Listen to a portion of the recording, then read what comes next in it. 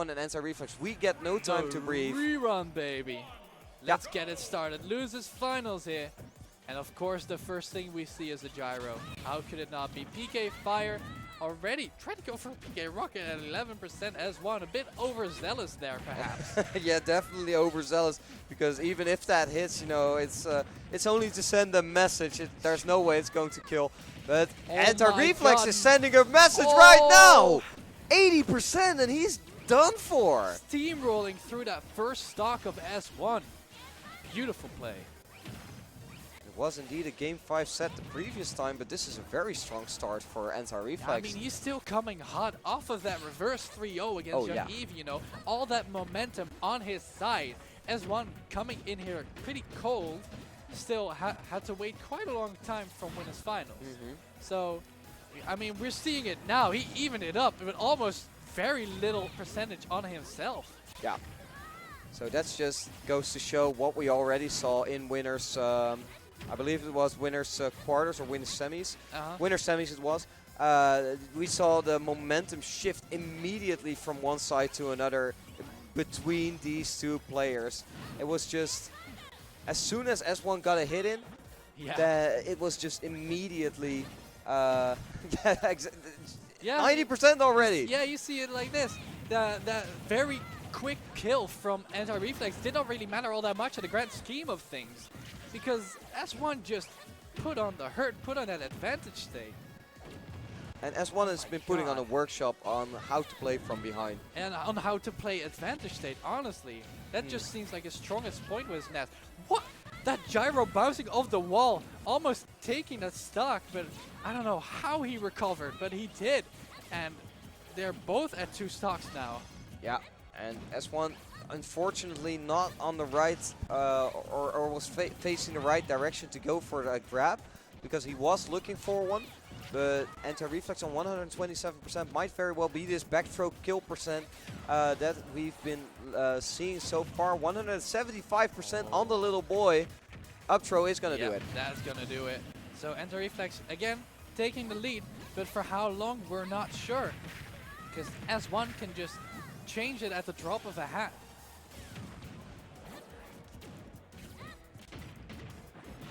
Oh, but the down tilt's into the grab. A very nasty offstage scenario. He air dodges, but he makes it back. And that's going to be a fair. No tech, but no kill. But this time, the fair will take it. And it's a one-stock situation for both players. Deja vu here. The second stock was looking exactly like this. And then S1 got a couple of hits in and it was bang on even once again. Let's see how this third stock will progress. Because if this was supposed to be some kind of graph, it would go all the way up and down every single be peaks. Exactly. Oh, but that up air, such a tricky move to the eye. And it can really lead to some nasty early kills. Ooh, trying to get that dead zone there. The up tilt into the up air, perfect DI by S1 though. Ooh, you can't dodge everything. You can't dodge the gyro and the laser. Down air. Oh, he whiffs it. Oh my god! That he got the reflect. Oh, he reflected the PK Thunder, and that took the stock. That's something you forget about R.O.B. That's Robo-Rotator is a reflect option. That's the hidden property of it. Oh my god. I don't think we'll see S1 going for that option ever again. Not against Antireflex. No. Oh my god. That was wacky. I'll be honest. Yeah, that was very wacky. But Antireflex consistently having the lead in that first game really goes to show that S1 needs to play better. He needs to adapt and quick if he wants to be a player of this caliber. Right, but S1 is the player of that caliber. Of course. He just needs to show it, because we know he can do that. Antireflex trying to do something cheeky from below, but the only one being cheeky right here is S1. And it's the complete opposite from the first game. Oh, he's going cheeky with it. My god. Dude, sometimes I see these top players going for options, and they work, and my mind just goes, why? Yeah. How? But they work. It's so stupid, it works. Yeah, for sure. And that's the best kind of stupid. I agree. Oh, S1 tried to go for a cute little drag and down there. Really taking Antireflex for a ride here in this second game. Not letting up one bit, not giving him room to breathe. Yeah, it's a little boy with his toy robot, and the toy robot. Misusing. Yeah, he's just slamming it against the wall and getting the back throw here. Will not do it, just barely. Great DI by Antireflex. Tries to go for the PK Flash. Way too overzealous right there. Yeah, and he's feeling himself though, and I like that. Antireflex tries to finish Down up the air. stock. Snaps to the ledge before the hitbox could connect. The fair though, that's a very nice situation. Oh, but he SDs. Too much lag on throwing out that gyro. And this is looking at like a very good game for S1. Yeah. And this is the start of that game 5 that we are looking for, Chuck. And, SDs all around, I guess. You know, those sort of things happen. It's quite late in the day. They've been playing for the entire day. I can give them that one SD. Right. And it's just Lilat, you know. It's It's all about Lilat. Yeah, you see yeah. the stage and immediately things start going all janky. But S1 is, despite the small error right there, is still playing phenomenally. Yeah, and this phenomenally. is something actually we saw in the first set that they played was that every time S1 gets Antireflex off stage, okay, it's not gonna take. Every time he gets him off stage, or almost every time, he tries to further his advantage state and the juggles with the PK Thunder. However, okay, that's gonna take it. However, R.O.B is one of those characters that has a very good projectile. So the fact that S1 is taking all that time to throw out the PK Thunder also means that R.O.B has the time to shoot that laser.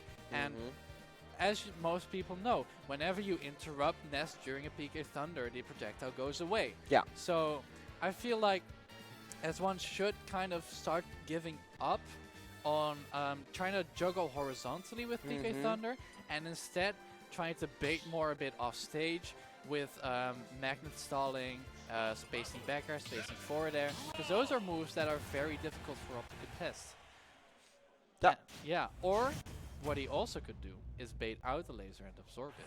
Yeah, and we actually saw that in the first set. So that's a great set of analysis right there. It goes to show how in depth even smallest things like edge guarding go for both these characters and both these players, because they are constantly changing up the way they are playing the game. Both in general game plan, but also in those minor things that you pointed out. Cute spike there. Yeah, that was very nice call out on the get up attack from Antireflex, and a nice call out from him on that up air.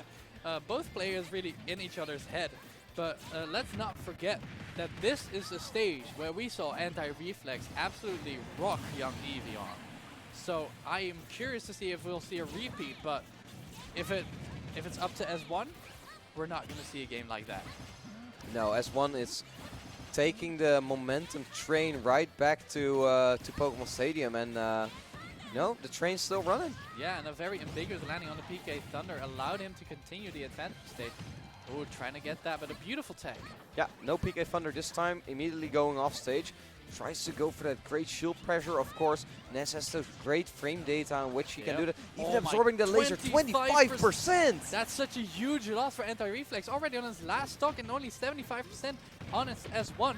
There we go, up tilt into the up air. It's not gonna take it. Not the best DI, but does not take it. And I love the way that S1 uses his jump PK fires. He's so good at calling out people's positioning. Oh, that's it! A 3 stock from S1. And he's been looking for those PK rockets for a long time. And finally, in the moment it matters most. No, not like the second most counting moment. He gets it, and that's just the big momentum shift in the third game right here. You know what I think is happening here? What's happening? I think S1 really wants his run back against Sebi. Oh, you think so? No, I think that S1 wants to go home. Oh, no, definitely not. No, it's showing. Yeah. And S1 is looking poised to make it, but Antireflex. But he should not forget. Don't get too overzealous. Don't be too greedy in closing out this set. Keep on with that same game plan. We saw a previous competitor fall to Antireflex for trying to finish it off too quickly. Yep. Young Evie really falling short just at the end there. And S1 might very well fall the same fate if Antireflex manages to find out what has been going wrong.